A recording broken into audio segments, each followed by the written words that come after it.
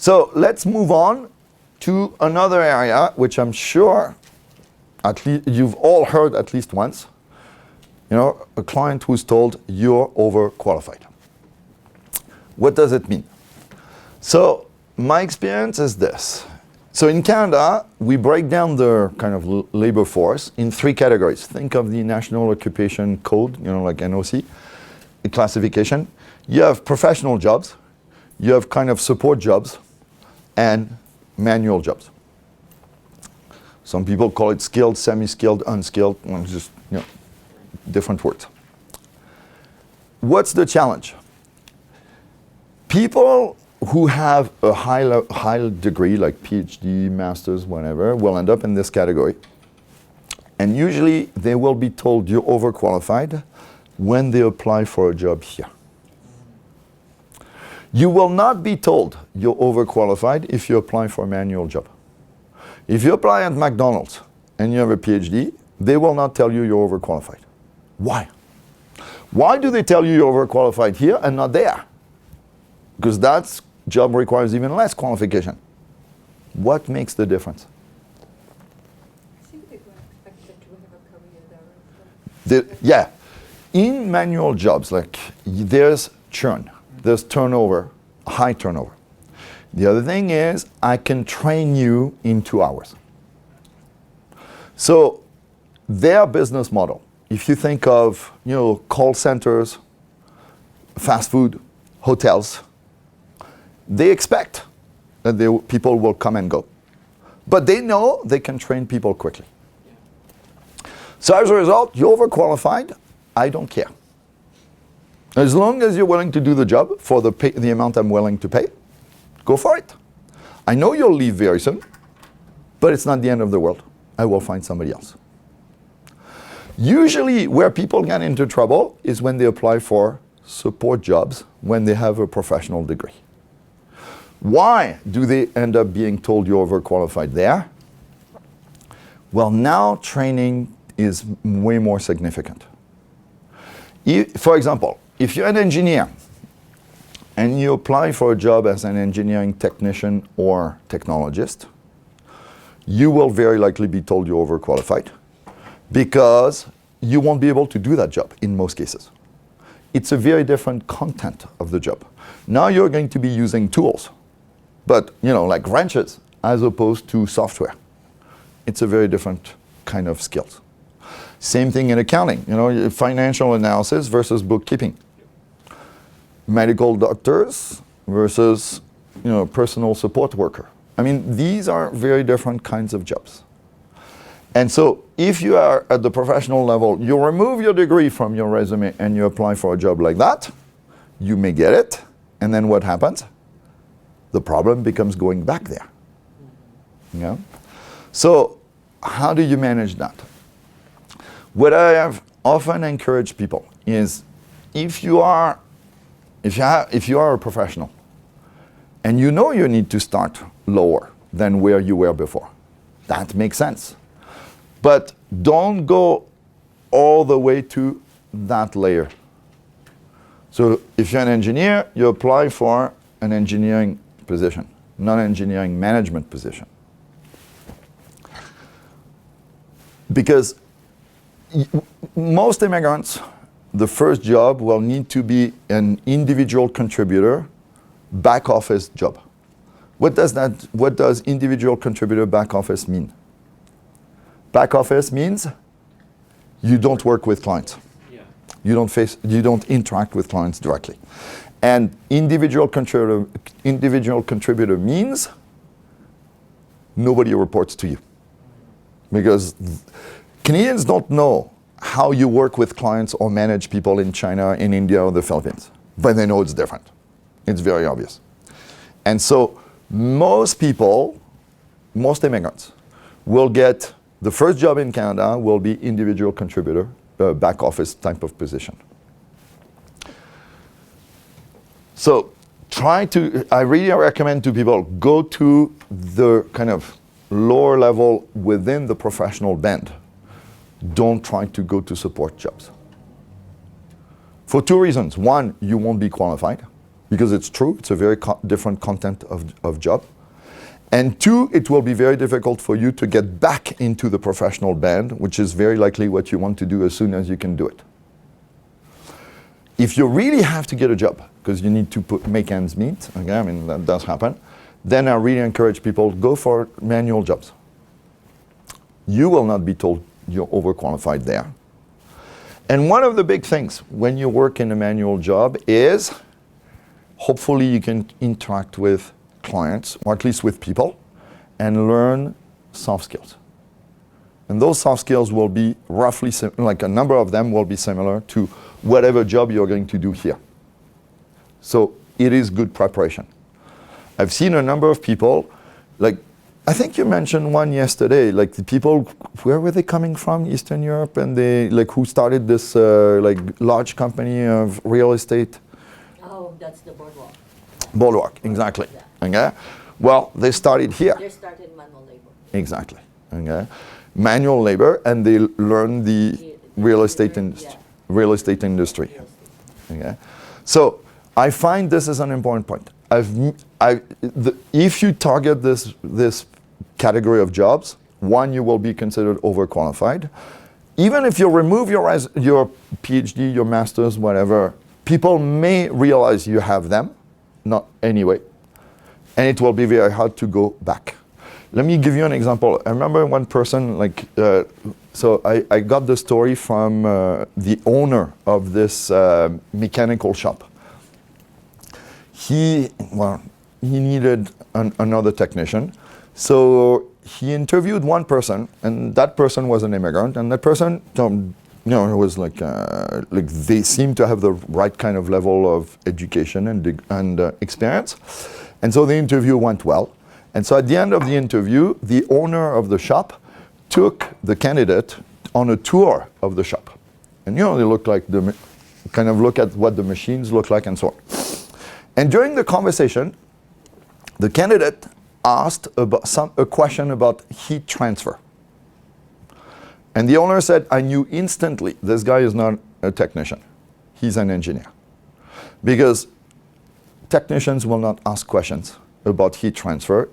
This is the kind of things you discuss as an engineer. Is everybody with? And he didn't give him the job. Okay, that's the key part. Because what did the owner think about at that point? You didn't tell me the whole truth. All right, so you're like, what else did you hide from me, kind of thing. Okay. Yes, Onai? Let me try to give you this. Thank you. So on that point, I have a question then. Go for it. Remember yesterday we talked about generalist and specialist, right? That's right. So people coming from generalistic backgrounds, remember, because they've done almost just about everything because they've been moved from department to department. Yes. Is it not possible that then I might ask that question because I was exposed to that during the... So usually when people were moved from department to department, they were always moved at that level. I see. Okay. So there's a very low probability that they did that job back home. Okay? Because let me take engineering as an example. If you work as an engineer in Asia, Africa, Latin America, you don't use tools. You don't use the wrenches because that's not your job. That's the technician's job. Okay? So it's fairly, so yes, people are moved around, but they will remain at that level. Okay. It's very rare that they go to that level. Okay? Let's talk about something that comes up all the time. You lack Canadian experience. So that one, I know many people get discouraged because of that, because, well, if I can't get Canadian experience, if I can't work, I won't be able to get Canadian experience, and if I don't get Canadian experience, I won't be able to work. So it's like kind of feels like a catch-22 situation. My experience is there's one fundamental point that immigrants need to realize. You lack Canadian experience does not mean you haven't worked in Canada. What it means is the way you communicate your experience does not match my expectations. That's a very different problem. So I'll take the example of engineers. Again, this is the example I'm most familiar with, just because like on this one, I really have the very concrete data. So, in many countries around the world, including mine, you're an engineer as soon as you have an engineering degree. Done. In Canada, I'm sure you know, to be an engineer, you need a license from the provincial regulatory body. So in Alberta, it will be APEGA. In Ontario, it will be PEO, Professional Engineers of Ontario. And what do you need to do to get that license? So you need an engineering degree, but you also need 4 years of experience, including 1 in Canada, and you need a law and ethics exam. The 4 years of experience can be, and quite often if people don't, their degree is kind of, people are not sure or they don't consider it as equivalent to a Canadian degree, they will assign exams. And that discourages a lot of people. But you can avoid the exams if you can demonstrate to the regulatory body that what you did is engineering. And we're getting into exactly this. You have to demonstrate that your work is similar to what Canadians do. So what does it mean? Well, in Canada, fundamentally, you're an engineer because other engineers consider you as an engineer. So what does it mean? Well, you will need to define your specialization in a specific manner. You will have to use the same technical words that Canadians use. You will have to focus on the technical problems you know how to solve, that you've solved, how you solve them, and the results you obtain. You'll have to work with your manager and your teammates the way Canadians do. And that will give you Canadian experience. So if you have more than 10 years of experience outside of Canada, that experience can be considered as engineering experience if it is validated by the provincial regulatory body. In Alberta, it will be done on paper, meaning that you will fill a form and describe the projects that you've done, very similar to that accomplishment template, okay? Except you will have a limit of words, okay? Like you only get, I can't remember what the limit, something like 1,000 characters per project. So you gotta really do it concisely. And this is where, in Ontario, in order to evaluate whether what you did is engineering or not, you will be brought in front of what PEO calls the Experience Requirement Committee. So the Experience Requirement Committee will be 3 engineers from the same discipline as you. So if you're a mechanical engineer, you will be interviewed by 3 mechanical engineers. There will be a chair of the panel who will be another engineer, but not in your discipline. So that the chair's opinion does not count. They're just there to make sure that the process is smooth. And for 45 minutes, you're going to describe the work you did in your home country. And if this panel determines that what you did there was engineering, you will have the experience validated, and you probably won't get any exams to write. If, on the other hand, the panel considers that what you did is not engineering, then you probably will have to go through many hoops, and many people give up at that point. So, how does the panel determine whether what you did is engineering or not? So this is why I'm bringing up this example. I'm going to quote PEO on this one. They're going to use what they call the duck test. Duck, D-U-C-K. What is the duck test? Well, very simply, if you walk like a duck, quack like a duck, and fly like a duck, you're probably a duck. I'm quoting PEO on this one, okay? Like, I did not make that up, okay? That's the words they use exactly when they train you to become a member of these panels. So, applied to engineering, what does it mean? If you think like an engineer, communicate like an engineer, and behave like an engineer, you're probably an engineer. But what they don't say is like a Canadian engineer. So what does it mean? Well, you need to learn as an immigrant to think, behave, and communicate like people in your field. And that will give you Canadian experience. So, very important. Canadian experience does not mean having worked in Canada. Canadian experience means you describe your experience the way a Canadian who would have the same experience would describe that experience. See the difference? So what does it mean? You can get Canadian experience without working in Canada. That's the very important point.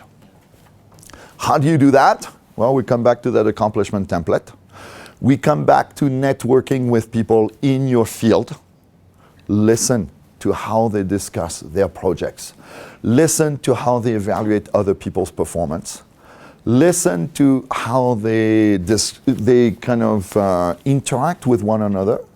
Those are all things that you can do to gain Canadian experience without working. And there's a lot you can do in my experience.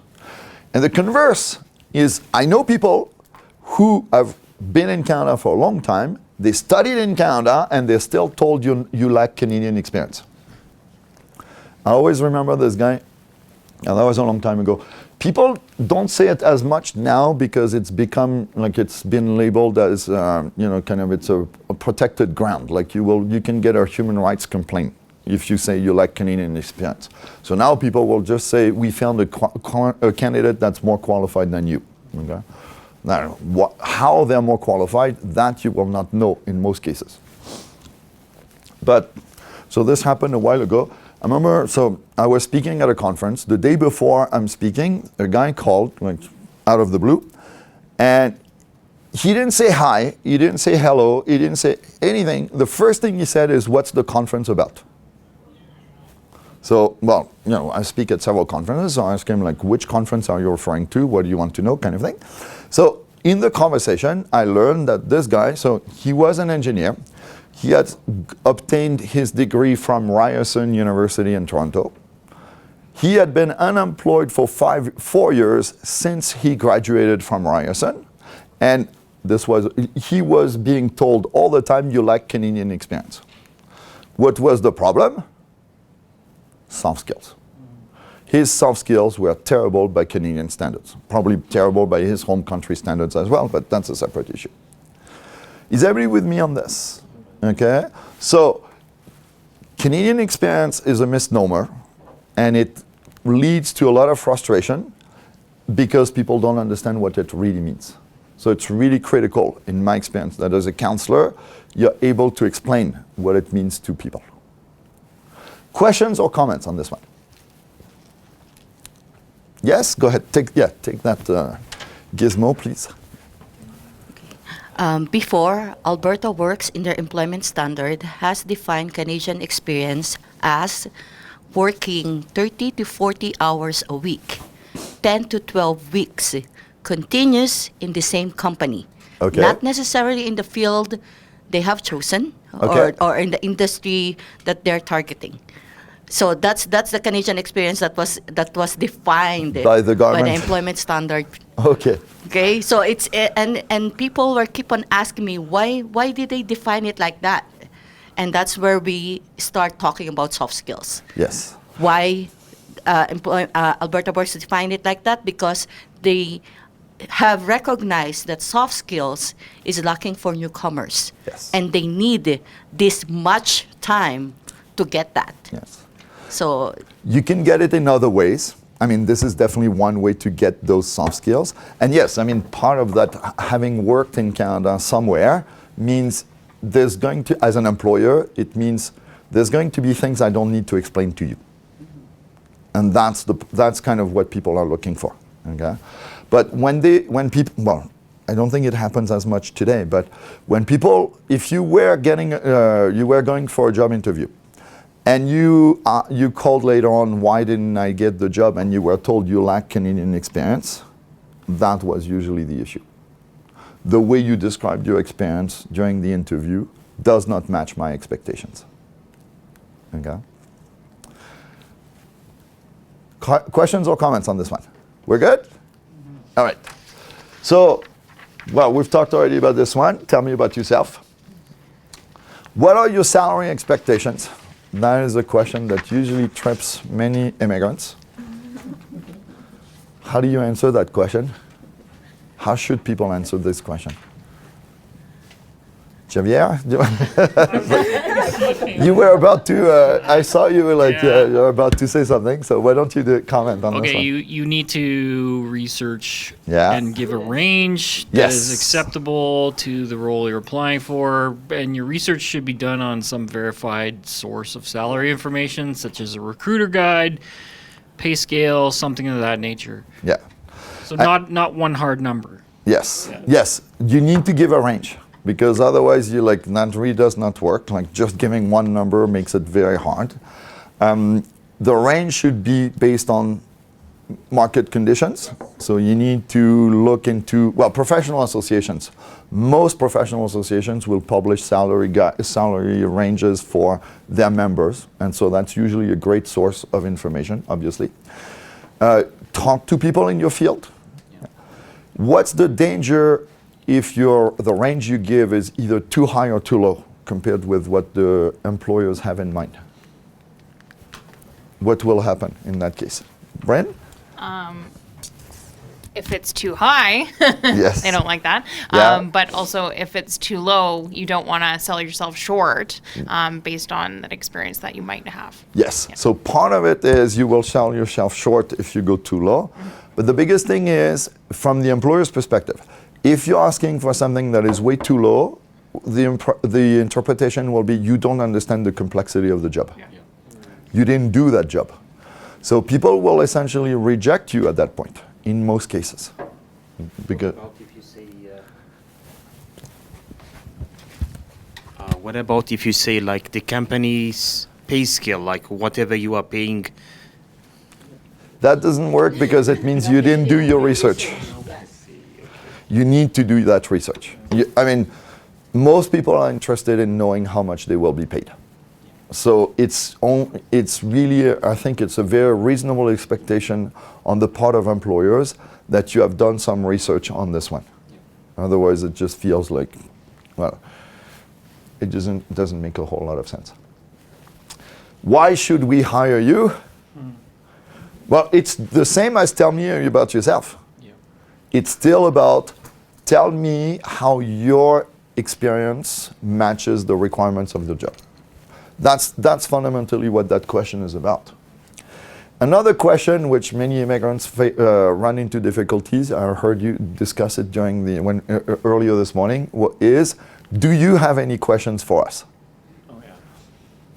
What happens at that point? Well, some people get completely paralyzed. Part of it was that back home you didn't ask questions. Like, I mean, you're the interviewee, so it's like you're in the one down position, and asking questions to the interviewer made no sense whatsoever. So what kind of questions will work in that context? You don't want to be asking about the pensions and benefits. Again, that is not the kind of good questions. What kind of questions will typically work well? One question, yes or no? Maybe you could ask how the company supports employees to pursue personal development, for example. Yeah, you can ask about that. That would be a good one. Okay. One question which is many Canadians will ask in interviews is, who will be my manager if I get the position? That is a very valid question, and you can ask what kind of managerial style that person has. But that, in my experience, the information you will get will usually be not all that useful, because people can describe themselves as either a hands-on manager or hands-off manager, and it's relative. So it's really relative to what you think is hands-on or hands-off. So it's not all that useful in my experience. Question. The other thing is you want to build on the interview, okay, and try to find questions that are related to the work itself. Okay. One of the things that when we do a mock interview and we ask that questions, they will always ask questions about the timeline when they're going to find out that they're hired. That's a reasonable question as well. Yeah, I mean, when will I get an answer? Eric? Things like, can you tell me about the team I'm going to be working on? What projects would I be working on initially? How will I be evaluated on my work? Yeah. So because we're recording, I'm going to say it again. It's like so what will be the team, who will be part of the team I will be assigned to, or what kind of project will be my first project? Those would definitely be questions that work really well for an interview, when people ask you, do you have any questions? Yeah, Jesse, hang on. It's also an opportunity to draw out your specialty and ask something specific to what you would know as a specialist, and get more details on how the company handles it, and understand better how, for a potential second interview, what you need to go into that interview with. Yes. So yes, if you can ask a question about how do you deal with a particular situation. Remember, we talked yesterday about you ask a question which is related to the problems that are typically encountered in that job. Remember the Romanian chemical engineer who asked, how do you clean the reactor? That is a fantastic question. Because only people who have done that job know how much of a challenge it is to clean those reactors. So those are questions that will really be effective. Okay?